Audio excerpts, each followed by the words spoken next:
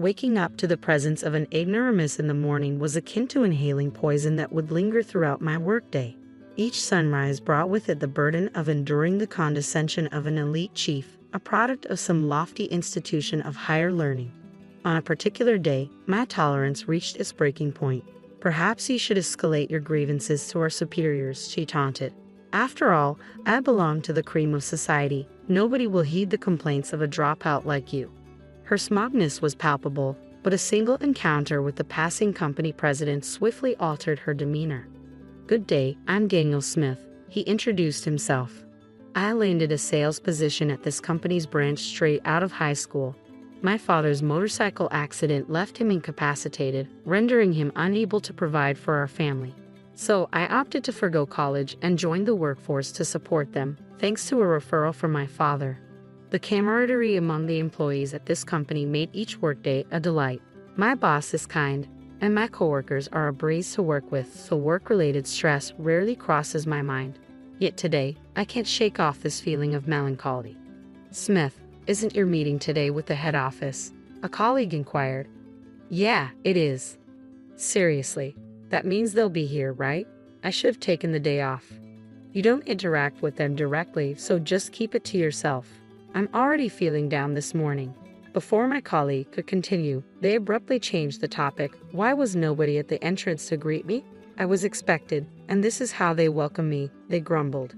"Forget it, let's just get to work," they muttered, then hurried away. "Remember that backstabber?" a disgruntled voice, now left with me, seethed. "This place is full of ingrates. It's infuriating that I have to bend over backward just to communicate with them. I sincerely apologize. I didn't anticipate your early arrival." She's Manager Jones, frequently commuting from headquarters for meetings and such. With a degree from a prestigious university, she was recruited as a seasoned executive candidate. Unfortunately, her demeanor often veered into arrogance, belittling employees at the subsidiaries. "They're all just typical uneducated incompetents," she'd sneer, making me look like a fool. "Let's just get this over with. Could you kindly wait a bit longer for another key person to join us? They're en route." "What? You expect me to wait?" My role is to hit the ground running upon arrival from headquarters. This incompetence is beyond belief. I deeply apologize. You're here 20 minutes ahead of schedule, yet you're being unreasonable. I yearned to retort, but the person on the other end was from the head office, an elite recognized by headquarters. I hesitated, unsure of the repercussions if I dared to challenge her authority. We grumble amongst ourselves at the subsidiary, but when it comes down to it, we never confront them, always enduring silently. As I carried on with my usual routine, driving to work one morning, I noticed an elderly lady in distress crouched in the middle of the road. It was clearly an emergency, but those around me either avoided involvement or didn't know how to react, feigning ignorance as they passed her by. "Are you all right, ma'am?" I rushed to her side, but she couldn't respond. Her breathing was labored, and she struggled to speak. "I'm calling an ambulance right away," I announced, swiftly dialing 911. Once the ambulance arrived, we all accompanied the elderly lady to the hospital. "It's all right for you to head home," the nurse reassured us. "We'll take care of her until her family arrives." Having already informed the company of my tardiness and concern for the grandmother's well-being, I opted to stay until her family showed up. Thankfully, her condition wasn't critical, and she was discharged after a few days. We breathed a collective sigh of relief. Then, a few weeks later, out of the blue, I received a transfer order to the headquarters branch office, a directive straight from the president. Contemplating the move, a colleague offered their perspective. "It's a testament to your hard work being recognized. Embrace it and give it your all." Encouraged by their words, I resolved to accept the transfer. My first day at headquarters proved to be quite the whirlwind. Deciding to greet each department individually, I encountered the chief in the corridor and hastened to offer my greetings, but she caught sight of me and shot me a disdainful glance. "What brings you here? Aren't you a bit out of your element?" "Good morning, Chief. I've been reassigned here." "Oh, you're being relocated. What on earth are they thinking?" Disregarding my greeting, the chief launched into a tirade. "Starting my day by sharing airspace with an uneducated imbecile is a surefire way to ruin my entire workday. I apologize if I've inconvenienced you, Chief. Please spare me the pleasantries. Just steer clear of me. I'm busy. Don't get in my way." Clearly in a foul mood, the chief dismissed me with a wave of her hand, as if shooing away bothersome insects. It was evident that any further attempt at conversation would be futile, so I resigned myself to returning to my duties. As I returned to the floor where the chief was, I overheard her berating her subordinate. "You're incompetent. How can you mess up something so simple? Even a new recruit could handle this." "I apologize, colleague." The employee, visibly distraught over her mistake, clenched her fists, lowered her head, and endured the scolding. "If this is how it's going to be, I'd rather have someone else working for me than you. You're no longer of any use to me. Clear out your desk and get out of my sight." With those cutting words, she turned to face me, our eyes meeting. Already discontented, her expression soared further as she glared at me. "Didn't I tell you to stay away from me this morning? Please, Chief, hear me out. I have something to discuss with you today." "Enough. Everyone here is arrogant. I don't have time for incompetent fools like you." With those words, the chief stormed out of the room, slamming the door with all her might. Concerned, I approached the employee who had just faced the chief's wrath, wincing at the resounding crash of the door. "Is this typical of the chief's behavior?" I inquired. According to the employee, it wasn't just typical, it was a daily occurrence. "She's always disrespecting me," he lamented. Worried that the chief might overhear, he hushed me, cautioning, "Shh, she might hear you." Aware of the potential consequences if the chief caught wind of his complaints, I did my best to soothe his frustration. "I've endured this for too long," he confided, shuffling to his desk and retrieving a white envelope from a drawer. "Please don't tell me that's a resignation letter," I implored. "Unfortunately, that's exactly what it was," he confirmed, something he'd been contemplating for some time. "At my previous workplace, every day was serene and fulfilling. But ever since the chief arrived, it's turned into a nightmare," he lamented, tracing the surface of his desk with a heavy sigh. The clutter of documents and notes bespoke his dedication to his job, despite the upheaval. "I understand your frustration. It's disheartening to see your hard work undermined by just one person, the chief. I sympathize. You've poured your heart into this job, longer than she's been here, and you've excelled." But his frustration hung palpably in the air, with no outlet in sight. "The chief might say otherwise, but there are surely colleagues who trust and rely on you. Stay a bit longer for their sake. I'll help shoulder the burden. You're not the one who should walk away," I encouraged. "What do you mean?" he queried, his curiosity piqued as I made my way to confront the chief, leaving him pondering behind. "We can't allow any more employees to be mistreated like him. That's why I'm here," I declared, trailing after the chief until I found her in the break room, sipping tea. "Mind if I join you?" I inquired. The chief glanced up, her expression pained. "You're still here? You're as persistent as a fly." "I'm just trying to take a break. Please give me some space," she sighed wearily, likely drained from the recent confrontation. Summoning my courage, I addressed her firmly. "Chief, I'll be conducting a thorough investigation into your treatment of our employees. Depending on the findings, appropriate actions will be taken." My direct statement caught the chief off guard. "What are you implying? Are you trying to play the hero to shield incompetence?" "No, that's not my intention. Why don't you go run to your superiors with this? I'm an elite, you know. I have the backing of those above. Nobody will pay heed to a dropout like you from the subsidiary," she retorted dismissively, waving her hand as if to brush off the matter. Suddenly, a man emerged from the other side. "Smith, there you are. How's everything going?" It was the president. "I'm doing my best, thanks to your support." "Ah, hello, Mr. President. What a pleasant surprise to see you here. What happened to the grumpy chief from earlier? She's putting on a facade of excellence for those higher up the chain. I'm glad to hear you're thriving. Have you connected with the new branch manager?" "Huh? What new branch manager?" The chief looked puzzled, her gaze unfocused. "He's standing right in front of you. Hadn't you been briefed?" The president chuckled. "This inept employee from a subsidiary company. You're quite the comedian, boss," the chief scoffed, joining in the laughter. The president, however, regarded her with suspicion. "What are you talking about? Are you suggesting I'm joking? Understand this. He's now the brand manager of this branch office. It's impolite to label him incompetent," the president admonished. "What on earth?" The chief shot me a scowl. "You didn't bother to inform me earlier, did you?" "I've already informed the rest of the department." "Oh dear, such a rude and ill-informed individual." The chief's face flushed with anger, and she looked on the verge of collapse. Observing the situation with reluctance, the president finally spoke up. Let me shed some light on this remarkable opportunity. This company belonged to his father. Due to a car accident injury, his father couldn't manage it, so I took over. Is he the former president's son? The chief inquired. That's correct. I've been urging him to relocate to headquarters, but he's quite adamant about staying put, the president explained. I apologize. I have a fondness for that place, and I found it satisfying, I replied. What prompted your unexpected arrival here? Why did you just continue at the subsidiary? The chief interjected, momentarily forgetting the president's presence as she directed her query at me. The president, accustomed to seeing the chief in a more composed state, was visibly taken aback, his eyes widening in surprise. I made a heartfelt plea to him. He's my mother's savior, her benefactor, I clarified.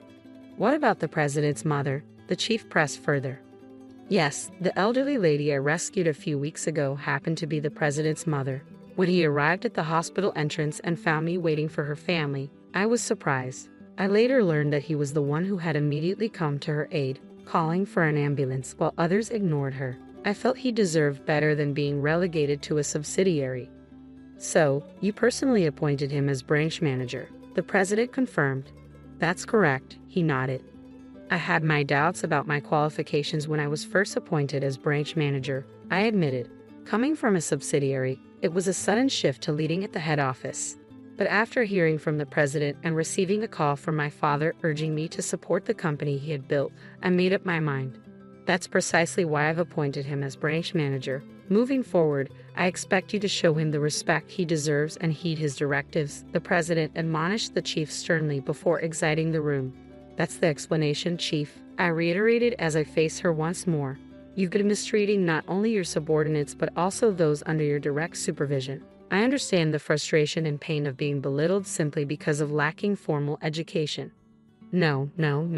The chief collapsed into her chair, tears streaming down her face as her pride took a severe blow. It was no small shock for her to suddenly find herself outranked by someone she had long looked down upon for their perceived lack of education. She even threatened to have me dismissed. With that, my ordeal came to an end. The following day, a comprehensive investigation into the chief's conduct was conducted. Numerous employees and subordinates came forward with accounts of her egregious behavior. As a result, disciplinary action was taken. Upon receiving the news, the chief left the company without a word, her spirits seemingly drained. The chief appeared visibly distraught. Considering her high self-esteem, it was understandable. By the way, are you certain you want me to replace the chief? I inquired. I have full confidence in you, the president affirmed. With the chief dismissed, he appointed the individual who had previously endured her wrath. This employee had a long tenure with the company and showed unwavering dedication to their work. Naturally, I had thoroughly vetted his past performance, knowing he had first-hand experience of the frustrations and mistreatment under former Chief Jones. I knew he wouldn't repeat the same mistakes and would prove to be a compassionate leader who understands his employees' feelings, I explained. As for myself, I endeavored to approach my role from the perspective of the employees, not solely as a branch manager. Drawing from my positive experiences with a subsidiary I had previously worked with, I conducted regular interviews with staff, seeking their input. I also organized training sessions for employees in leadership roles, striving to foster a more supportive environment. Through these efforts, the company's culture gradually improved, resembling the positive atmosphere of the subsidiary where I began my career. Will Smith, I apologize for what happened with Jones, but thanks to your efforts, this company is thriving, the president acknowledged. Oh, I'm apprehensive, I admitted. At a later meeting, I found myself summoned to the president's office for a casual coffee chat. He wanted to discuss the recent developments in the workplace. I'm not getting any younger, eventually. I envision Will stepping into my role, the president shared. With all respect, Mr. President, I don't see myself as presidential material, I responded. Why not? Your father would have wanted the same, he countered. I aspire to remain aligned with the employees, working alongside them to support the company and engage with our customers. Once in the president's seat, that connection may become strained, I explained. The president frowned at my words before abruptly excusing himself. You have a unique sense of humor. Most would leap at the opportunity, he remarked upon his departure. Am I considered eccentric? I wondered aloud. No, it's refreshing. It's exactly the kind of mindset we need in a smith, he assured, giving my shoulder a firm tap. You have a meeting coming up, don't you? Get back to work. The construction of our new home started. My husband unfortunately lost his job.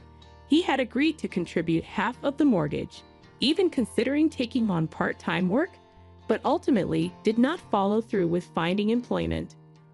Upon the completion of our new house, my husband proposed something quite daring. I've chosen to gift this house to my lovely niece as a wedding present. If you disagree with my idea, we can simply purchase another house. We should end our marriage right away. Surprised by his secret, I quickly agreed to divorce if that's what he wanted. John grinned, believing he had succeeded. After swiftly filing for divorce, he inquired about the division of property, which caused a noticeable shift in his attitude once I revealed that I knew his secret. With the help of another person, his original plan veered off course, resulting in a remarkable turn of events. We had been married for 3 years. Next year, I will be celebrating my 30th birthday, and my husband, who is in his mid-30s, talked about the possibility of having children. Given the physical demands of childbirth and the unpredictability of our current health, I decided to have children before reaching my mid-30s and discussed it with my husband. He recommended taking time before starting a family. If it felt overwhelming, he mentioned wanting children, but recognized that our current home was too small for a family, suggesting we think about purchasing a house. Raising children involves significant financial commitments, and purchasing a home may entail almost 3 decades of mortgage payments. By that time, my husband will probably be in his mid-60s and retired. I wanted to avoid placing any financial strain on our children. My mother balanced a full-time job with raising me, taking care of the house, and supporting my father until she retired. I always looked up to her and chose to balance work with taking care of the home. With determination, we meticulously planned for our home, selecting a builder and initiating our new home project. Luckily, we had some savings, so we opted to increase our down payment to prevent any potential mortgage difficulties down the road. Right when everything seemed to be falling into place, my husband's company went bankrupt, leaving him without a job or any severance pay. I asked him if there were any signs of the company's impending failure, but he snapped back, saying he couldn't have known since he wasn't an executive. One morning, he found himself unable to enter his workplace due to a notice announcing the company's bankruptcy the day before. It was a small company, and it appeared that the president and other responsible parties had disappeared overnight, without even leaving that month's salary. Considering the uncertain future, I proposed that we think about buying the house, but my husband was adamant about moving forward since we had already made significant progress. Because of his strong motivation to secure a new job quickly, I decided to pause the plan. He was hopeful about swiftly securing a new job. We chose to proceed with our plan after he landed a new job. He began frequenting the job center and eagerly looking for jobs online. My spouse also secured some temporary employment while searching for a permanent job, but it was on a call basis and unpredictable. His willingness to share the mortgage payments and dedication to doing so eased my mind, especially since my income was steady and we could handle things without his help for now. I've made the decision to proceed with our home project. So far, my husband may appear dedicated and responsible, but he has a peculiar obsession with his niece, the daughter of his much older sister. She became a mother at a young age, and my husband, who became an uncle early on, showered his niece with love and attention. Even though they lived far apart, during occasional visits, he would generously send expensive gifts and give her money that exceeded expectations. On one occasion, he even surprised her with a Christmas present of $1,000, which I thought was too much. When unexpected expenses arose, he chose to prioritize gifts for his niece over our budget, causing me to question his priorities. His kindness toward his niece often left me dismayed. Currently without a job, he didn't use our savings for his niece, but spent extended periods outside, supposedly looking for work, coming back home later than when he had a job. Although his enthusiasm to secure a job was admirable, he started to neglect our home project, leaving all decisions to me. He requested that I take care of all the paperwork, with the intention of having only his name on the joint ownership. I kindly prompted him to take an interest in our home, and he reacted with frustration, mentioning his exhaustion from searching for a job. I was concerned that he might later claim that because I made all the decisions, I should be accountable for the mortgage payments. When discussing payment arrangements, he preferred to maintain his personal savings until securing a job, focusing on future emergencies rather than immediate needs. He strongly suggested that I take over the mortgage payments for now, which seemed much more convenient for him than our original agreement. I asked him to sign a loan agreement for the duration I would be covering the mortgage, wanting to establish my position. He kept expressing his concerns, but eventually agreed when he understood that pushing him about his job search could cause problems. John has promised to reimburse me for half of the mortgage payments I covered while he was unemployed once he finds a new job. I managed to obtain his signature on the agreement and kept it safe in a place where he wouldn't stumble upon it. However, there were several occasions when the commitments we first made unraveled before our new home was finished. First, John, who had mentioned he would secure a job swiftly and wouldn't be selective, struggled to find employment as the completion of our new home neared. In addition, he turned down multiple offers from the temp agency he signed up with, providing different reasons. Hated the idea of supporting a husband who made no effort, so I pressed him to find a job many times, but he always dodged the issue, leading to more arguments. During this time, our new home was finished and prepared for us to move in. However, given the circumstances, the idea of moving in with John appeared challenging. Actually, I had collected different pieces of information since he lost his job, such as his ongoing struggle to secure employment. I have several things I'd like to confirm and discuss. When John was heading to the job center, I went up to him as usual. "Would you like to spend today with me?" I mentioned to him that there was something important I wanted to discuss. John attempted to steer the conversation away, emphasizing that securing a job was his main focus. He suggested discussing it later, pointing out that skipping a day at the job center wouldn't make a difference, especially since it was uncertain if he had any interviews lined up. I stood my ground, insisting that he pay attention to me. John made a bold statement. "A nagging woman isn't cute. You know what? Hey, I have something to share with you as well." I thought I could be patient, but since it's positive news, now is the perfect moment. My niece is getting married, and I've chosen to gift her the new home. We can divide the mortgage and continue making payments jointly. I was surprised by his generous gestures towards his niece in the past, but giving her a whole house, why did he decide on something so important without talking to me beforehand? This was the first time I heard about his niece's upcoming wedding. I haven't consented to this. Is this a decision you can make independently? Inquired further. After that, John threatened divorce if I disagreed. He mentioned the idea of constructing a new home, but there has been no progress so far. He was unable to find a job. However, he continued to make vague commitments about securing employment. Although his words seemed believable, his behavior did not align. I chuckled in amazement at his words, as I had already expected his outlandish idea of giving a whole house to his niece. That matter must be related, right?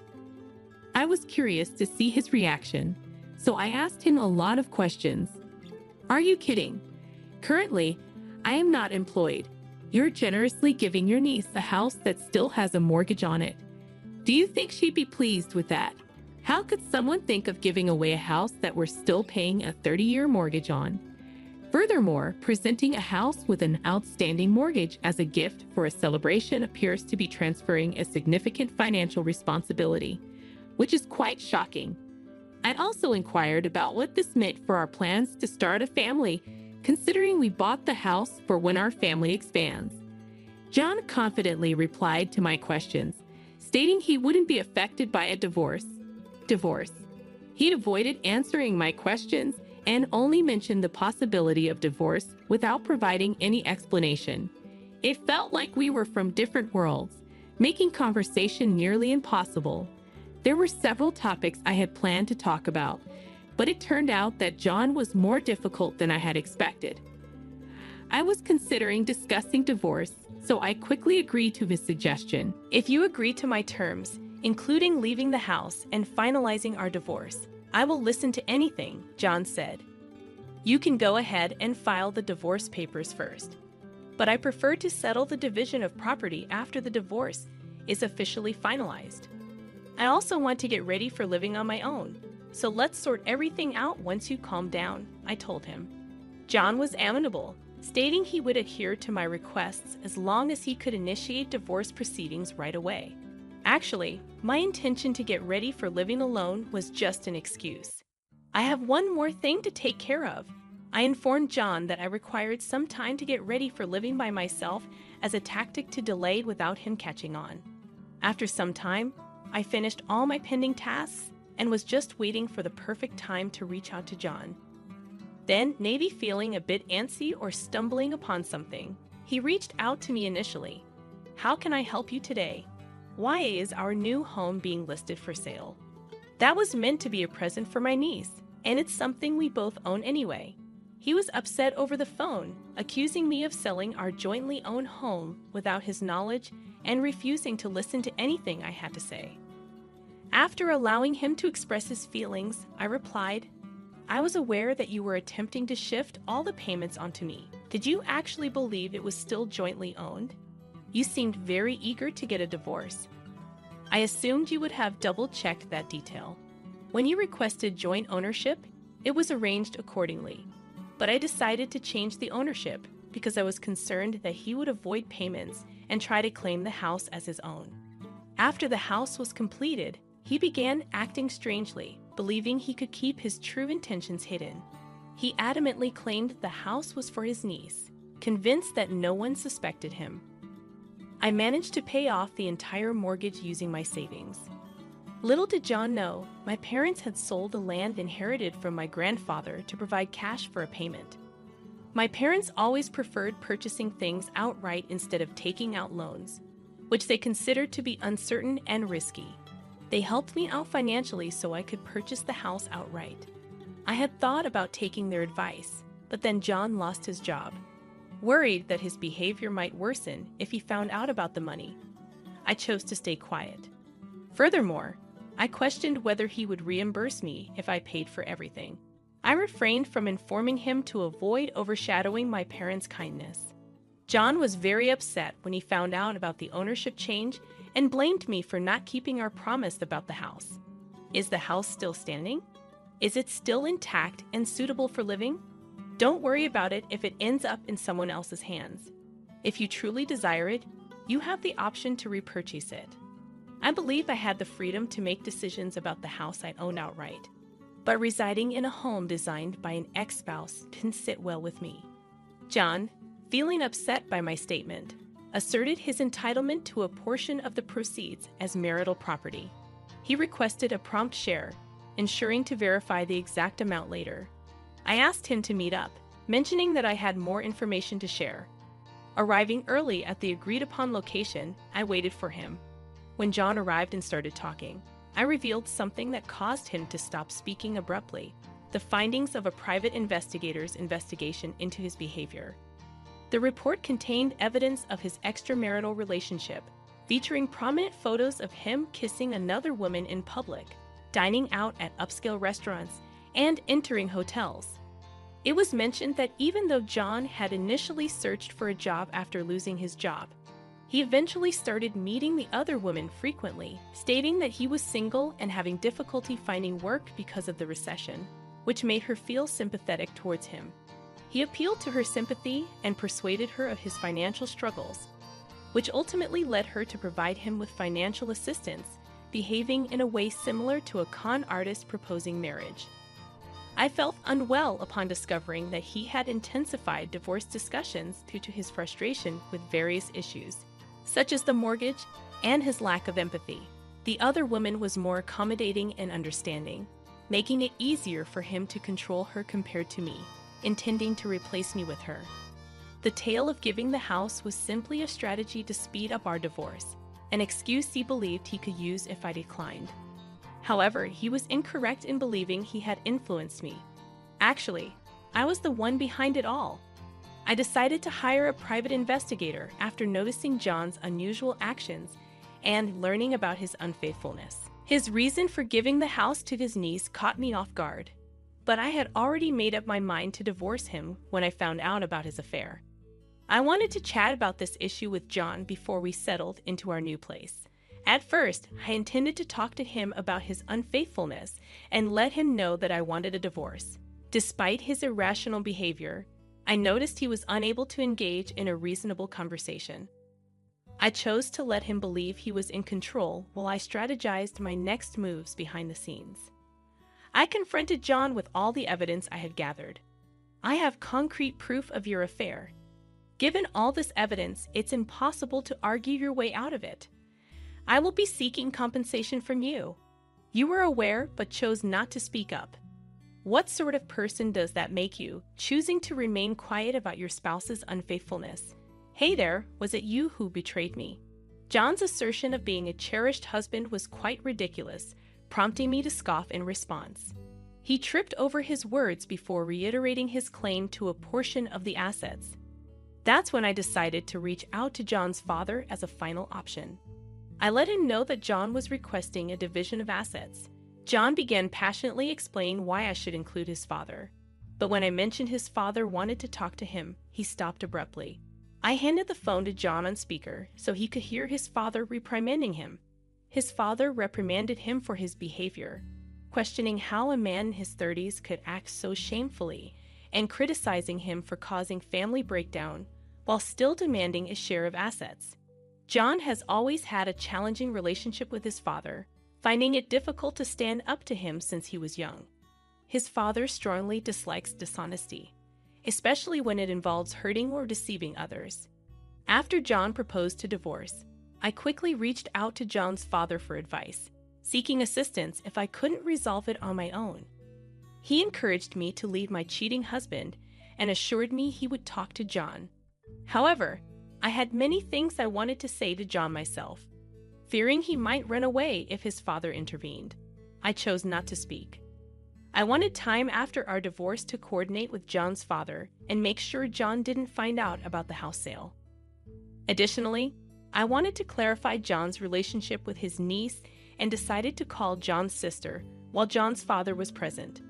I directly inquired whether her daughter had ever received expensive gifts or large sums of money from John, and she answered in the negative.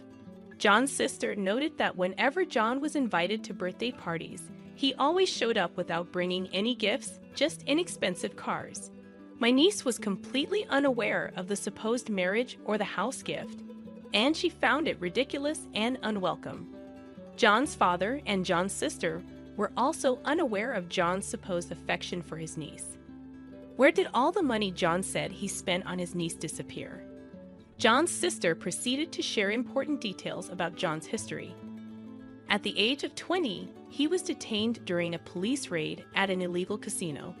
Confronted by his father's disapproval, John begged his mother to keep it between them, confessing to trading valuable items for money. Despite his pledge to stop, his addiction appeared to be pathological. John's father noticed some missing items from their storage and decided to address John's gambling habits while expressing concern for his niece. "Are you using your niece as a cover for your gambling? Despite being unemployed, you still engage in gambling." He instructed John to return home for a serious re-education, emphasizing that the asset division is not intended for funding bets. John reluctantly agreed to his father's terms, giving up any rights to assets and agreeing to provide compensation. Thanks to John's father's help, a lawyer he connected me with verified that John had given up his rights to any shared property, enabling me to obtain all communal assets. Moreover, thanks to John's father's thoughtfulness, I was given a lump sum inconvenience fee from John, which was well above the standard rate. Initially, I felt anger towards John's affair partner. However, as the investigation into John's behavior extended to her, my feelings shifted. She thought John was not in a relationship and facing financial difficulties, so she offered him financial assistance despite her own money troubles. I realized she was also being manipulated by John. Even though she was tricked, she showed regret for the possible impact on my family and tearfully said sorry. She kindly offered a small sum of money as compensation, which I declined, grateful for her sentiment. I let her know that, as another victim of John's deceit, she might be eligible for some compensation, clarifying that when someone promises marriage while also making financial demands, it could be considered fraudulent. She promptly acted on this advice. During the confrontation at John's parents' house, when she accused him of using marriage as bait, John's father became furious. He recommended that she file a police report and insisted that John surrender himself right away, which created quite a stir. John humbly asked for forgiveness from his affair partner and his father, promising to return all the money he had swindled to prevent police intervention.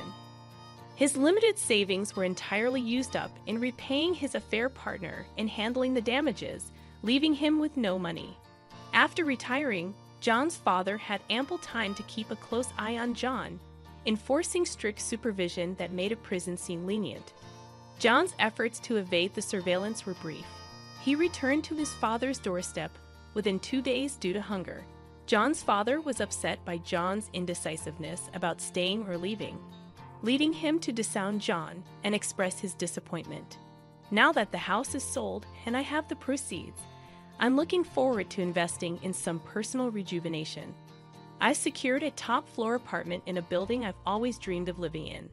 I look forward to savoring the view, indulging in delicious food, and cherishing the time away from John, recognizing the years spent together. Hi, my name is Bella. My husband and I have been married for 2 years. I had a terrible time finding love until I was 27 years old. I went to an elite middle and high school for girls only, and then I went to a university for women only. After I graduated, I got a job as a receptionist at a big company. As you might expect, all of my coworkers were women. For most of the people in my social circle, business leaders would ask them to parties, but not me. I never went to those kinds of events. It was easy to understand why talking to guys made me so nervous that I couldn't even speak. People often told me how nice I looked, and I was asked out a few times. There were some nice guys at dinner, but they always told me, "You're pretty, but there's not much else to you." After that, it happened. The door to my fate opened. Can I ask Bella to go on a date with me? This is what Lex, who worked for one of our clients and always checked in at my desk, told me. Since he would only give me his contact information, people around us thought we were dating, but it wasn't true. I just smiled at him when he tried to start a conversation, like I did with everyone else. I really thought I would always be single, but when he told me, everything changed. May I suggest that we begin our relationship as friends? That was my answer. Got off guard. He nodded so excitedly that it looked like his head would fall off. He smiled as he walked into the office. I had never done that before. Guy questions like, "Want to have dinner?" had always been the norm up until now. "Free tonight." But when I was with Lex, I didn't get that sense. I only felt love. I was so happy. I went on a few dates with him, but I was still nervous and didn't talk much. The moment I knew he liked me for who I was, I knew. Is it possible for you and I to be together? To the point of tears, he was so happy. All of this took place on Christmas 2 years ago. At that moment, I was very happy and thought I would always have someone so loving in my life. But there was a hole in his armor when his business failed. Now it's been 2 years, and I'm 29. "Lex, you should probably wake up now," I told my husband, who was still asleep. Then I put on my shoes and left the house. I'm the only one making money for our family right now. My husband's business went out of business 6 months ago, and he hasn't had a job since. It's been hard for him to find a job. This business is in a bad field, and the economy is also bad. Sometimes he gets an offer for a job that pays only $2,000 a month, which makes it hard for him to commit to a new job. Even with all of this, I still support him. Our love isn't so shallow that it would fade if one of us lost our job. My pay has always been pretty low. We've never lived a fancy life. We rent a 2-bedroom flat that is more than 30 years old. It's a 30-minute walk from the train stop, and the building isn't safe. But I was ready to give up a lot of things so that we could keep living together. I thought my husband might still be upset about his company going out of business. He had a few job offers, and I waited calmly because I thought he'd find a good fit and feel better. But my hope was short-lived, and he kept getting worse. Even taking out his anger on me by raising his hand sometimes was a sign of his stress. He didn't leave any permanent marks, and I thought he must be hurting more than I was. So I put up with it because I wanted to help. Then, after a few days, he finally got a new job. He quit the business he was in before and went into a whole new one. He took the job because the new place was ready to hire him, even though he didn't have much experience. I felt better when he got it because I knew I wouldn't have to be his hitting bag anymore. I thought he might be getting violent, but it looked like it was just a phase. He is now working hard at his new job and was even given the title of team leader. It's been a year, and I just turned 30. I was excited about having kids soon, but the loving man I married didn't seem to be there anymore. I told you I liked toast. Now tell me why you made pancakes. Also, take out the pit if you're going to serve fruit. Little things started to make my husband mad, and he started saying mean things. Really, do you need to talk that way? Lex, you're an adult now. I snapped back. Take out the pit yourself. I was getting angry. In response, he hit the wall with his hand, which scared me. I don't like to argue, but I know in my heart that what he's doing is mental abuse. Recently, I've tried not to upset him, but we've been fighting a lot, and I'm tired of it. When he took it out on me, that's when I lost it. It looked like the stress of his new job was to blame. Soon after, he was made team leader, which showed how good he was. Now everyone tells him he's going to be a department head very soon. He couldn't handle the extra stress, so he started hitting me, who was an easy target. In fact, I quit my job at 30 to stay at home and raise my kids. When I got into my 30s, I'd always planned to quit my job as a receptionist and do something I really enjoyed. Since my husband knew this, I stopped at age 30 as planned. He doesn't seem to like it though. Women need to work too these days. You should know that my pay is enough to take care of both of us. Do you even value the people who have taken care of you? He moans while he eats, then gets his bag and goes to work. I was there for him when he didn't have a job. So why am I being blamed now? That's when I started to mentally distance myself from him. When I got home one day, there were shoes I didn't recognize at the door. There was my mother-in-law in the living room, which caught me off guard. "Whoa, Mom, why are you here?" My mom told me straight out, "Didn't Lex tell you?" When I went up to her, "From today on, I'm moving in. This is something I've never heard before." Over time, I learned that my husband had suggested that my mother-in-law move, and because she was lonely after the death of my father-in-law. Of course, no one asked me that. While I was still shocked, my mother-in-law told me to start making dinner. It shows how valuable a housewife is to take care of her family, so she told her, "Get to work." Even though I was angry and confused, I went to the kitchen to make dinner. Then Lex's mother-in-law came in and said, "Lex hates burgers." The food was almost ready. This is rubbish. The dish was almost done when she threw it away. I was seated. Inside, but strangely, words failed me when I was faced with this surprise event. I couldn't say anything, so I just listened as my mother-in-law went on. She then started going through the fridge and cooking without asking. I finally calmed down and told my mom, "Hold on." I made a list of meals for the week and then went shopping. As soon as I said that, he dumped flour on my head, making me cough. I kept watching her make her food, and then she told me to clean up. When my husband finally got home, he was thrilled to see the meal. Yes, this is the kind of food I want. It's better to eat fried food than salad. He walked past me and happily sat down to eat with his mom. My heart felt like it had been smashed and black ink had been dropped on it at that moment.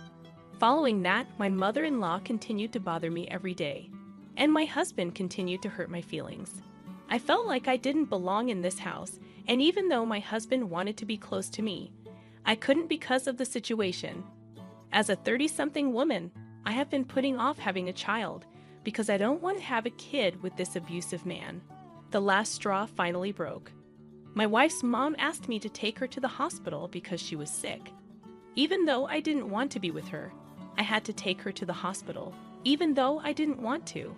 But when I went to get her, a social worker told me to go to a different room. She told her, "You must be having a hard time taking care of the kids and doing all the housework by yourself. But taking it out on your husband and mother-in-law isn't good." It turns out that my mother-in-law was saying that I hurt her when I fell.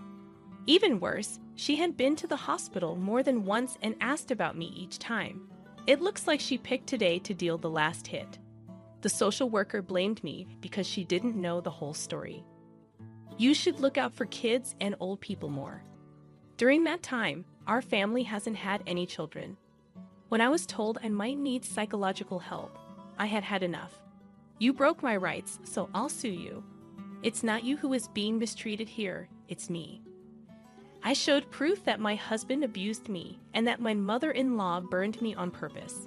The social worker said she had to check with my mother-in-law, but I told her no and left the hospital by myself.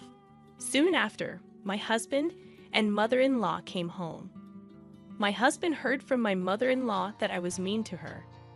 My husband shook his head and said, "You're leaving me, you parasite. How dare you leave my mother? What kind of lie did my mother-in-law tell you?" Based on her fake tears, I think she did it again. I was sick of telling her she was wrong, so I left the house without noticing either of them. I didn't go home that day. Instead, I stayed the night in a work hotel. I was lucky to have my wallet and cell phone with me, and it was easy to find a charger. I chose to avoid both of them for a while and not go back home. But as I walked by the house one day, I saw a woman in her 50s who lived across the street from our apartment.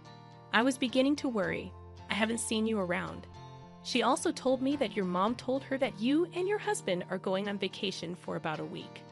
When I heard that, I couldn't help but laugh out loud. Then I asked myself, if not now, when? I called the moving company right away and asked them to help me move out as soon as possible.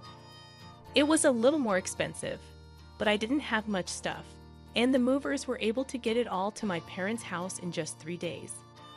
Let's see how my husband and his mother react, since they have no idea how much I've helped with the house.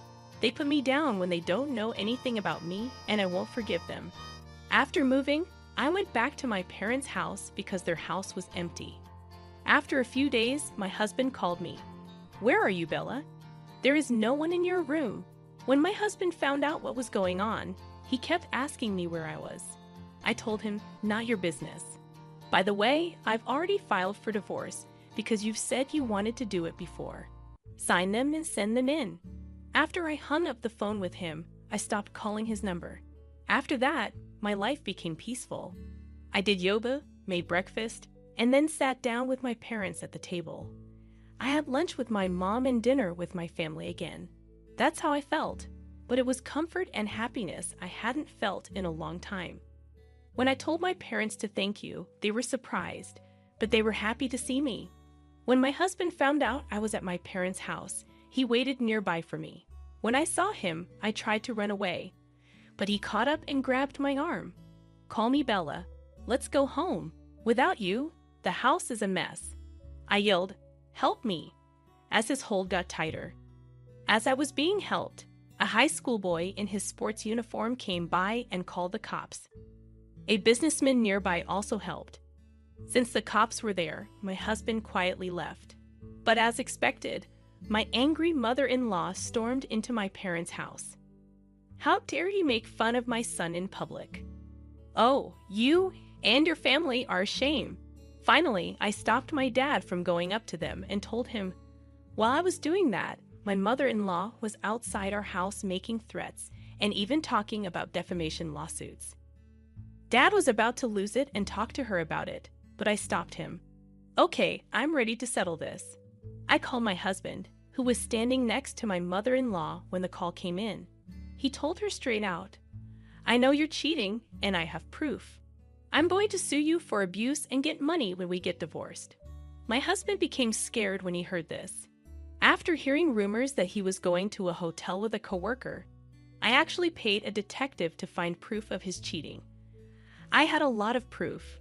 I even went to the hospital and got a note saying I was healthy in case they tried something. I had also recorded talks in case I needed proof. I was going to talk to my husband and his mother about it when I was ready mentally, but I'm not going to be quiet when they insult my parents. My mother-in-law has also been stealing money from my pocket. I've heard that the house is in terrible shape and even smells bad since I left. People in the neighborhood are complaining, right? My husband didn't know what to say. A friend told me this story. They said my husband and his mother were not in town. It looks like they haven't been doing simple things like picking through the trash, and the house has become a dump. Besides that, I heard that the property management gets reports every day about the loud fights they have. Now my husband might understand how much I helped the family and want me to return, but it's too late. I'm not coming back to live happily ever after with your mom. After I said that, I put the phone down. Soon after, my wife's mom tried to break down my front door. They were both arrested after I called the cops. After the fact, my neighbor told me that they hadn't taken care of any of the complaints through the management business. The drama finally got so bad that it cleared out the whole apartment building.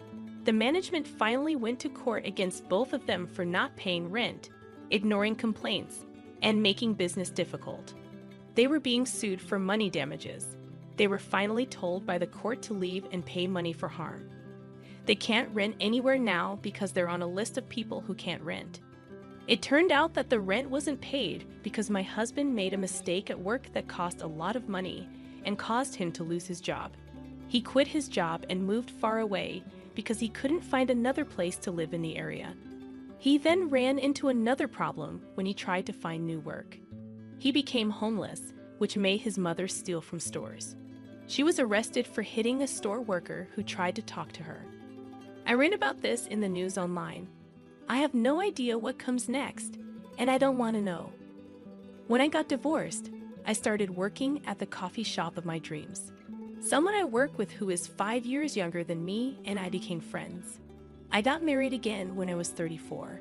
We opened our dream cafe when we were 40, and now I'm pregnant. I'm pregnant at a late age,